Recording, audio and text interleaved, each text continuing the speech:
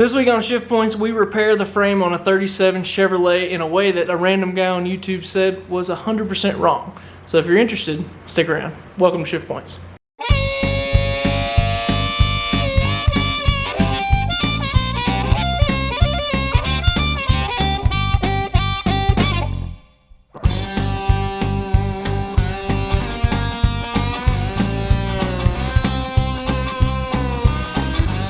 Alright, today we start something a little bit different, more kind of in line with what we normally do compared to the blue truck, and just trying to get the old farm truck back here, trying to get it back in one piece so we can use it this winter. So things are going to be a little different on this project, but you can see sitting behind me here, we've got a 37 Chevrolet parked back here.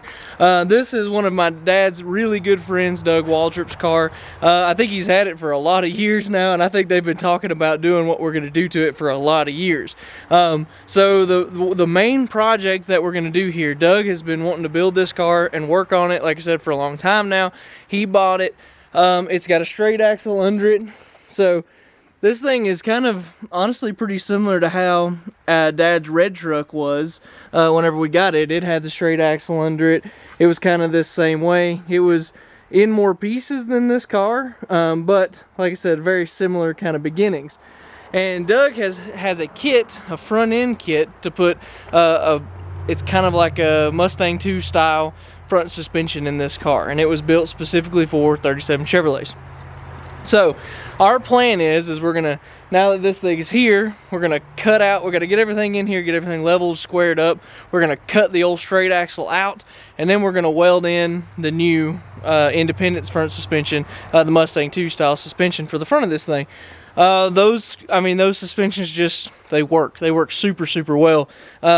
One of the best things that they've ever done is probably those. We've put them, Dad has put those in multiple different things over the years, a lot of different trucks and cars, and pretty much anything that we do, any sort of big project like that, ends up with this style suspension on it, because like I said, they just work. They steer really well, they're really responsive. It's like the same style that's under our truck. They work really good. So this kit is not a Heights kit, it's a different one. We'll have to look at the paperwork and kind of see what it is so we can kind of figure out everything. He's got all the paperwork, all the details on it. So that's going to be the next big project here on Shift Points, is we're going to get this thing done. So let's get it into the shop and then we can get started.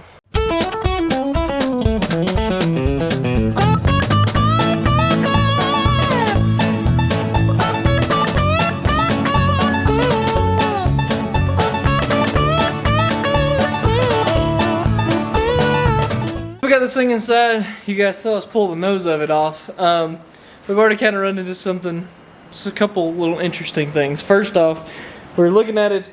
Someone has definitely been into this thing before. You can see these channels that they've welded on here for the front spring mounts. They have cut the end of the frame off on both of these, looks like. They've brazed they've brazed these channels into the frame here. They've bolted them in 6 places and brazed this in.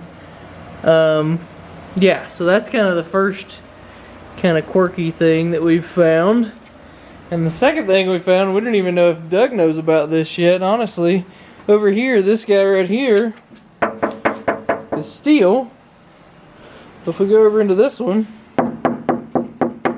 fiberglass. So the right side fender on this thing has been replaced with a fiberglass one at some point in its existence. So that's a couple of kind of the weird quirky things that we've kind of already found out about this car. So that's interesting stuff, but I'm gonna get Dad to kind of talk you through what we're gonna do first here. Yeah, what we found and then kind of what we're gonna do first. I guess first thing we'll probably do is tie these two front, well, we'll put the car on jack stands and get it level front, rear, side to side. And then probably tie these frame rails together, put a piece of tubing, channel tubing, something between the frame rails to keep that distance where it's at now. We'll take some measurements. This is the actual motor mounts that they had on it. They use the front motor mounts on a small block. So the front of the small block sits here. So we'll have to take some measurements from here back to the body mounts, the front body mounts, and make sure they keep that motor somewhat where it's at now, because he's got a cross member. If he runs a turbo 350, that distance needs to stay the same. The motor needs to stay in the same location, but he's not going to use, I don't think he wants to use this front motor mount, so we'll probably put a set of side mounts on it. But before we do any of that, we'll have to get it took apart, probably tie these frame rails together like I said, cut this braze / bolted front spring mounts, front spring hangers, take those off. I'm not 100% sure. This don't look factory to me. It's got bolts through here, and it's also welded, and these are not factory welds. Somebody has welded that cross member in, and you can see the evidence of the cross member back here. So I don't know. This is going to have to come out, because I'm afraid it's going to interfere. Well, I know at least this back section will interfere with the cross member for the Mustang 2, because it's going to sit directly above the straight axle to keep the wheels centered in the wheel openings, to keep the wheelbase correct. So that'll be the first steps. Just tie the frame rails together to get the frame leveled up, and then start cutting stuff off to be replaced. All right, we took some time, got the car up on jack stands, got this thing leveled up front to rear and left to right. Someone's done a number on this little car, that's for sure. They have cut out all of the cross members out of it. So the only cross member that's in this frame is this one. That's definitely not the stock one from what I can see online. So this is one that they've put in. This is the only cross member until there is a piece of angle that runs right above the rear axle housing. There's a piece of angle there, and that's it. So when we jack this car up, it's a spring basically. I mean, it's just kind of spaghetti's on us. So, but best we can do here, we've got this thing squared up. We've got it leveled across. Then we're gonna kind of get some stuff marked. We're kind of going through the instructions here. So we're gonna get some stuff marked, and then it'll be time to kind of start stripping off some of this old stuff. I said earlier that this doesn't look stock. This, other than some of the repairs that they have done, capping, you can see they've capped a piece of angle over this at some point. This in general is the stock setup on these cars. This frame was cut at this angle, just like this. This comes out like this. These are at least a version of the stock front spring mounts. Those are the rear spring hangers back here. So I'm guessing with that fiberglass fender being on this side, that this car has been hit really hard in the right front at some point, which would explain the new fender. It would explain all the work that they've done here on the frame itself, and then kind of getting this thing back together. So a little bit of CSI on the car as we kind of got the front end off of it and got it leveled up here. We're gonna call it good for today. Kind of get a plan together, figure out what we're gonna do tomorrow. Probably start stripping this thing down tomorrow, and then kind of digging into it some more, see what else we find. All right, we're back working on this 37 Chevrolet. We've already kind of got started back on it a little bit. We went ahead and knocked the motor mount out. There was a cross member here, had the two motor mounts on it, got that knocked out, just 4 bolts holding it in place. Dad took the wheels and tires off of it. We were looking at trying to figure out the best way to mark center line on this axle, using right here the center of the spindle. And so far it looks like initially this bolt hole here on top appears to be dead in line, center up onto this spindle. So we got to check that a little bit more now that we've got us a little more room to work with here. But that might save us some effort having that there. There's just a ton of holes in this frame I don't think are factory. We've said that a couple different times, and it turns out from the pictures that we've been able to find that some of this stuff is factory. Like these bolts that are holding the front spring hangers on, those bolts are factory. The brazing that's been done, that looks to be extra. Looks like there's some other extra things here. But in general, some of this stuff is factory.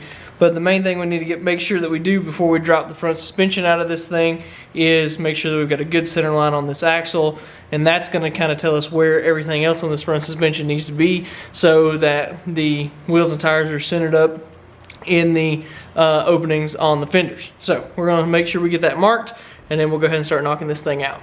Alright, so there's a reason that you always double check stuff before you fly in. So after we were able to take our levels, 4-foot level and a 2-foot level, and then kind of use those to come off the center of this kingpin here, and then use that to kind of transcribe up to this level here in the right spot. You can see here is the center line of this axle, and here are the holes that we initially said might be the center line. So that's what you always measure before you go into all this, because you can see, like I said, there's about probably about 3/4 of an inch difference between the center of that hole and the center of that line there. That's why we measure. So the other thing that we were looking at, and it kind of goes back to, if you guys were following us on social media, you saw a short that I did on this thing the other day talking about how because of the brazing, because of this plating and everything, probably this car was hit in the right front at some point in its life, probably pretty heavily. It seems to have tweaked the frame, so you can see with this level running across the frame rails. You can kind of get that shot there, and then you can go here and look at the bubble, and it's pegged to the left side, and to get it level, there's probably a good healthy 1/2 inch between the frame and the level itself. So this thing has probably been hit right here at some point, and it's tweaked the frame like this, kind of twisted it a little. The other thing you can kind of look at and see here, looking at it like that, and with that filing cabinet in the background, you can see the frame has a big bulge in the top of it. You can see that right there.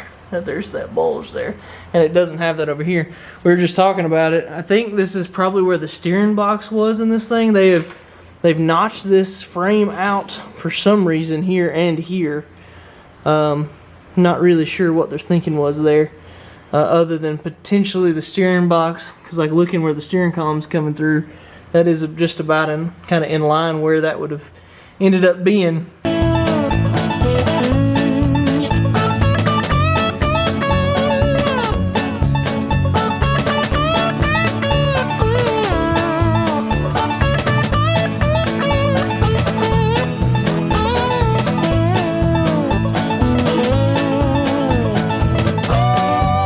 Okay, so we set this cross member in, and we're gonna try and get it put in place. Now remember, the center of this has to go to the center line that we marked for the front axle. So with all of this stuff that has been added in here after the fact, this actually won't slide up in place like it needs to. You can see it hits on both sides, and since this is kind of so eat up and so bad in a lot of these places, the plan is, in a lot of these places over here, the plan is what we're going to do is take a Sawzall over here, and we're going to take and cut this out and actually cut it all the way back through here on both sides. So we're going to cut all the way back to there, cut that flange off, and then we're going to come in under it and plate it and box this thing in completely, or like Dad said, maybe take a piece of angle iron and kind of cap over it that way. So it'll cover it, box it, strengthen it, and clean all of this up a lot more. So that's the plan. I'm gonna go ahead and bring in the Sawzall now and start cutting this stuff out.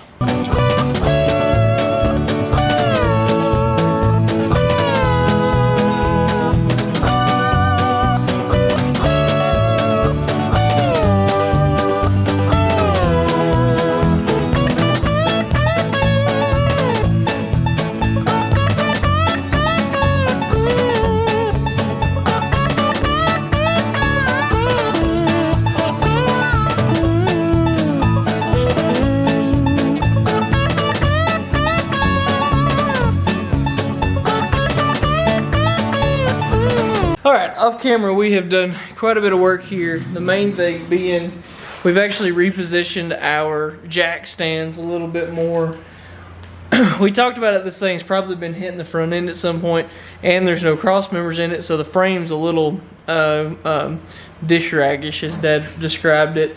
So basically, any little bit kind of changes quite a bit on this thing. So we repositioned the jack stands. We got the jack stands. We had them under the axle housing in the back. We got those out and put them on the spring eyes, the front spring eyes in the rear there, so they were on the frame and not on the axle housing. And then dropped the axle housing down some to make sure it was fully loaded. When we did that, the car actually kind of did this. So this is, of course, dramatized a little bit, but it's picked up on the left front a little bit. And that kind of helped us a little, getting this front end a little bit more level. But back here in the middle of the frame, it's completely level, left to right, front to back. So what we're at now is basically, this is still right here where this is. You can see it is really level, where the level is there. But if we bring it up here to where, right behind where the cross member goes in place, you can see that it's still high on the left-hand side. And you can see that's kind of where we're sitting at. Okay, so the plan is, and if we kind of use this metal for reference, if you put this metal under here, you can see that that levels us up just about right. So it's a good 1/4 of an inch, there. That it's low on this driver's side, which just kind of still makes me think it was, like we said, it was hit here on the front. It probably picked this front frame rail up and then bent this one down a little when it was hit. But the plan is, you can see this line that we've scribed here, and that goes right all the way to this side where we cut this bottom flange off. What we're going to do, we're going to cut up here to a certain, probably, I don't know, however far, close up to the top of this frame, and we're going to make a cut here, and then we're going to take a jack and jack up the front of this. And what that's going to do, it's going to kind of make a pie shape here whenever we jack that up. And what that's going to do, that's going to leave this right here level, which we know it is level right here. And then right here where everything kind of goes and noses off, it's going to pick this up. It's going to fix this, and this is about a 1/2 inch, every bit of a 1/2 inch low in the front left, or in the front left also. So we pick this up, it's going to fix a big majority of this. So that's the plan. We've got this line scribed. We're going to take a Sawzall, cut up here to a certain distance, and then pick it up. And then what we'll do is we'll plate it on the bottom, plate it on each side to make sure that that pie shape is still very supported and structured with some pretty heavy gauge metal.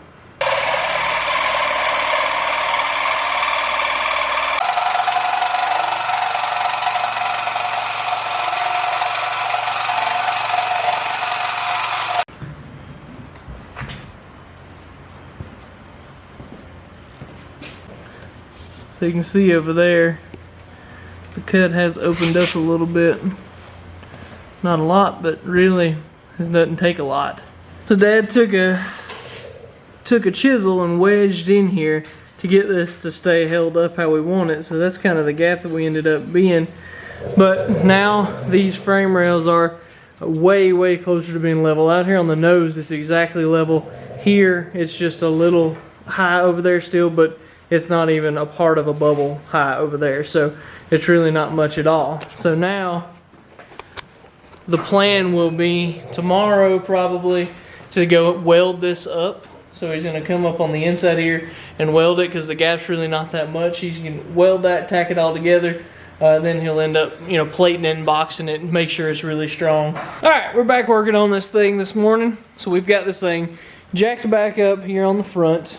We're actually going to, Dad got to thinking about it and looking at it, and because of the way he's going to weld this, and as that weld then cools, this is actually going to try and shrink down here, which is going to try and pull this front of this nose down a little more. So we're actually going to take, I'm going to take this bar here, put in it, and actually kind of lever it. So if I put this in like this, and I lever this like that, that pushes this side down and lifts this side up a little bit. We're going to get it just a little over level onto that side, so that once the welds happen, it's actually will shrink down enough and it should pull it to really close to level. So that's the plan. He's going to, when I push on this, he's going to go to that split that we've cut and then weld it, and then that's going to get us back to square one.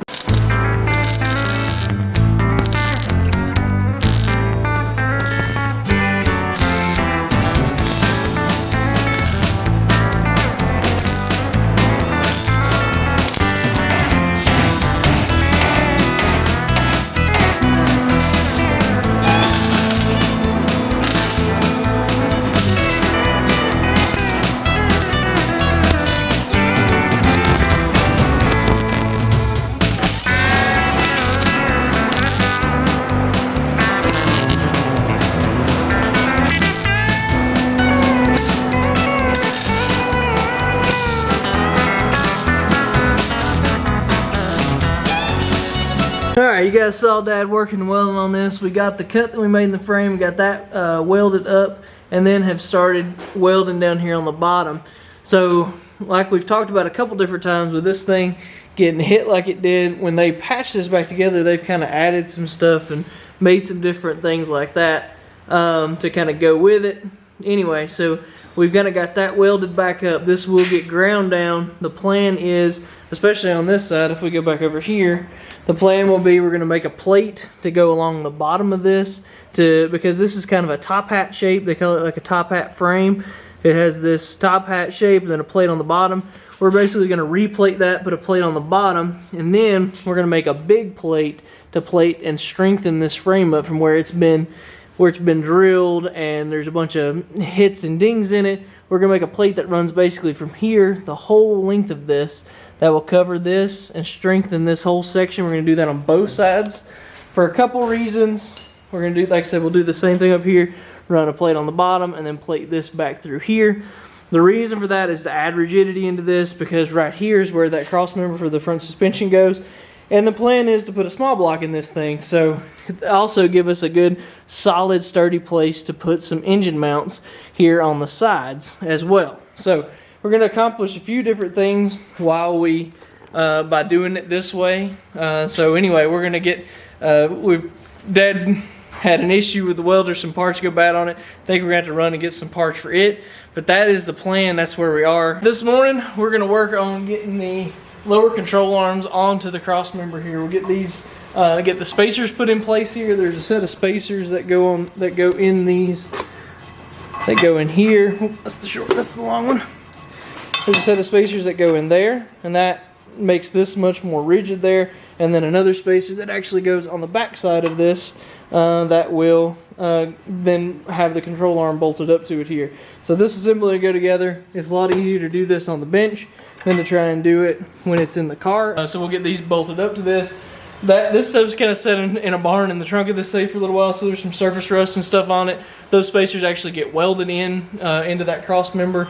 So Dad's going to scuff that up with a Scotch-Brite here so we can get a little bit better surface to weld on. But the big goal for today is get these control arms together and get them ready to go in.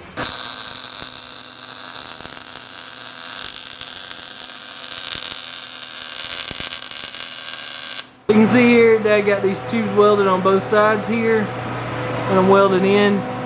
These holes on this frame or on this cross member were actually too small. We ended up having to drill them out to a 5/8. And if you look here, it's actually, after it's been welded, we'll have to run a drill bit back through it again, because you can see here with the swelling and the cooling that's happened when the welding, this won't go back through it. So we're going to run a 5/8 drill bit back through these, but those spacers are in, and that's one step closer to getting these together. So you can see on these gussets here, because of this drop off down to the cross member, these gussets are here to support this bushing here. So with this kind of being sloped off like it is, there's a big gap here, or a big gap here. So what we're going to end up having to do is change the cut on this and move this in so that it's solidly in contact on the cross member and up the bushing. And then that will let us weld this in, make it really strong how it needs to be, because right now it's not going to do anything, and there's no way to get it welded in like you're supposed to.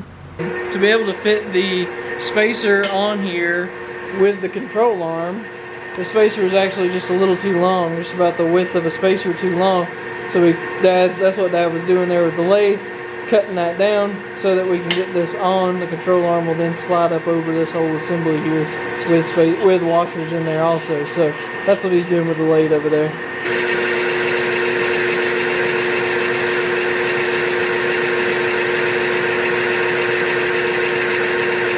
now that this is all assembled and all on here, Dad can go ahead and tack this tube in place and go ahead and tack the gusset in place. Then we can take this off so we don't mess with any of the bushings or anything, and go ahead and weld everything up solid.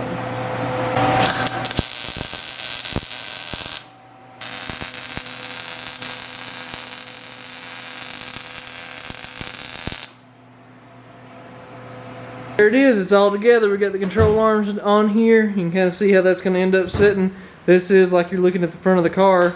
We need to get the rack here and set it on here. That looks like it's going to clear everything. That looks really good. That's gonna get us right there for this week. It looks really, really good, and all these gussets and everything are welded in. This thing's gonna be really rigid and solid after we kind of did some modifications to the gussets to get them to where they would meet up. So that's gonna pretty much do us for this week. The having to repair the frame kind of put us a little bit further behind than we kind of expected. Not behind, we're not on a real schedule to be fair, but it took a little longer to work on this than we were kind of expecting. So that's going to kind of wrap us up getting this front end ready to go. The other thing is we got a bunch of grinding we've got to do here, and we don't really want to do it today, to be 100% honest with you. So we're going to save that for a couple days from now. We got to do all this grinding to clean this up. Then we can finish up our patching that we've got to do here and plating this frame to kind of finish it to make it completely rigid and solid.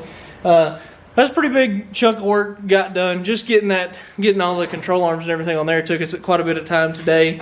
So like I said, next time you're back with us, we're going to get that cross member in. We're going to try and get this thing wrapped up in the next episode. So thank you guys so much for joining. If you want to, give us a subscription. That is the easiest way for you to help us out. Click that subscribe button when it pops up in the center. You can also follow us on social media. We put up stuff literally every day. Had a pretty good following there. And don't forget, I'll put the link up here, somewhere up here, to our online store. You can buy a t-shirt if you want. We got some of the Shift Points t-shirts. We got some of the original ones and some of the new ones that have the YouTube logo with them too. Go buy a t-shirt. That would be really helpful also. And if you know us and you're near us, give us a call. We can come down here. We've got them here at the shop if you want them here. So do that. We really appreciate it, and we'll see you guys next week.